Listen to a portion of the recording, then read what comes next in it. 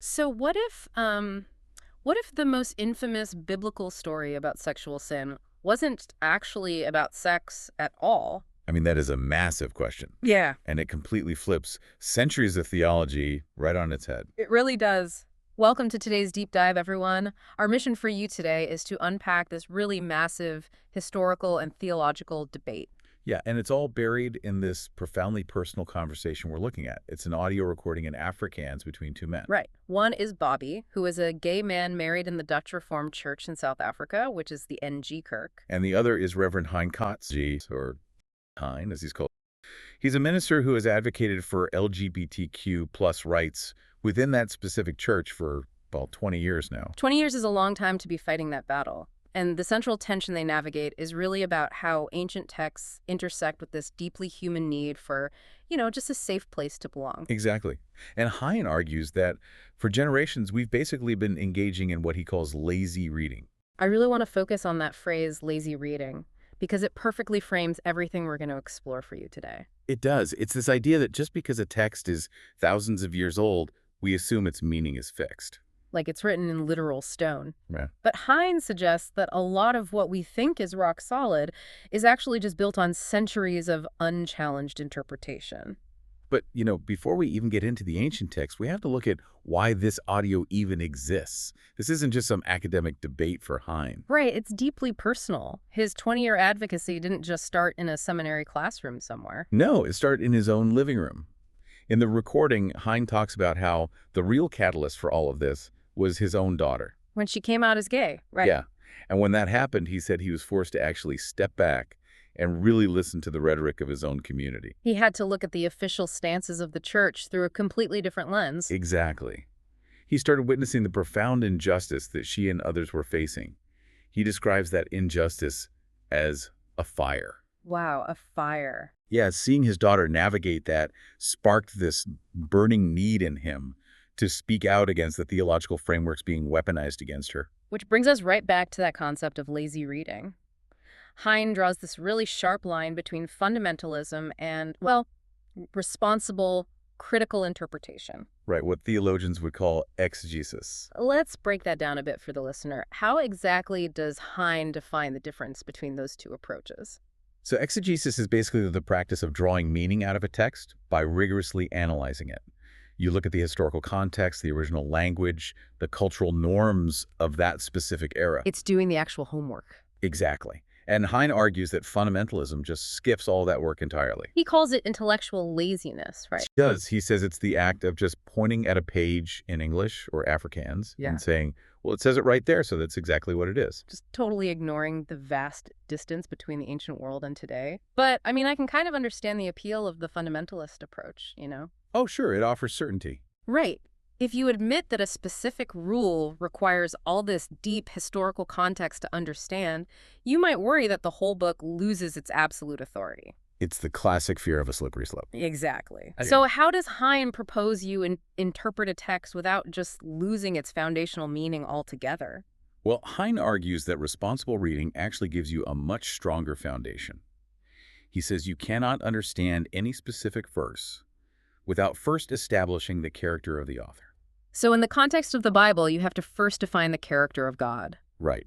And to do that, he points specifically to the story of Moses on Mount Sinai, receiving the law. Okay, what happens there? He notes that in that pivotal moment, God describes himself explicitly as merciful, gracious, patient, and full of love.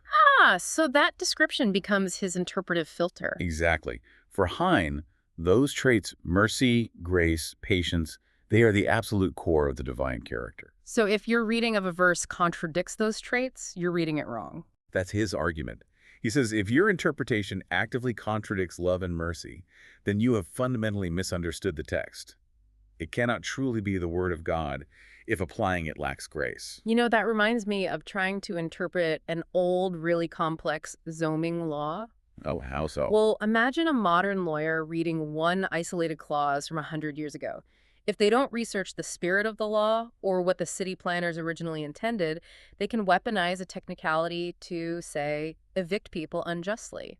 Yeah, they're following the absolute letter of the clause, but violating the entire intent of the law. Exactly. But it's very easy to just say, focus on the spirit of the text. How does Hein actually apply that merciful filter to the really hard and fast rules printed in the book? That is the exact logistical tension that Bobby brings to Hein in the source audio. Because it's one thing in theory, but another in practice. Right.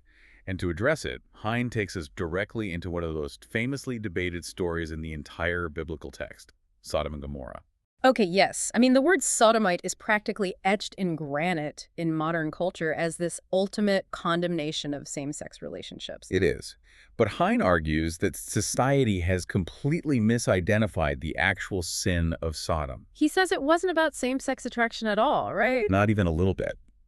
According to his reading, the true sin of the town was a violent lack of hospitality. It was about pure, unadulterated injustice. Okay, to understand why Hein makes that argument, we have to look at the mechanics of hospitality in the ancient Middle East. Right, because in that era, in that specific geography, hospitality wasn't just a polite gesture. It wasn't about setting an extra place at the dinner table for your neighbor. No, it was quite literally a matter of life and death. Because you have to imagine travelers crossing this incredibly harsh, hot, dangerous terrain on foot, or maybe by donkey. And if you arrive at a town as the sun goes down, there are no hotels. There are no safe havens you can just check into. Right. Taking in strangers and offering them physical shelter was an absolute moral and social necessity for human survival. Exactly. So when the angels visit the character Lot in the town of Sodom, Lot takes them in to protect them.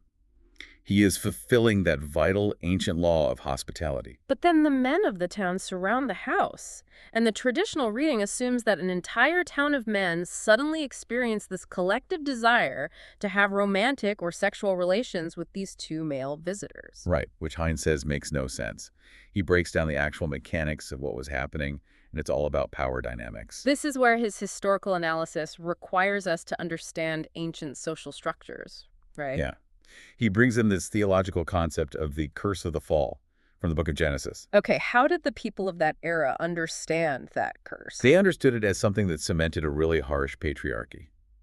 Under that societal structure, women were forced into an incredibly low, subjugated social status. They were practically viewed as property, entirely stripped of social power. Exactly. So Hein explains that the men of Sodom didn't want to assault these visitors out of mutual attraction. They wanted to put these outsiders in their place. By doing what? By treating them like women.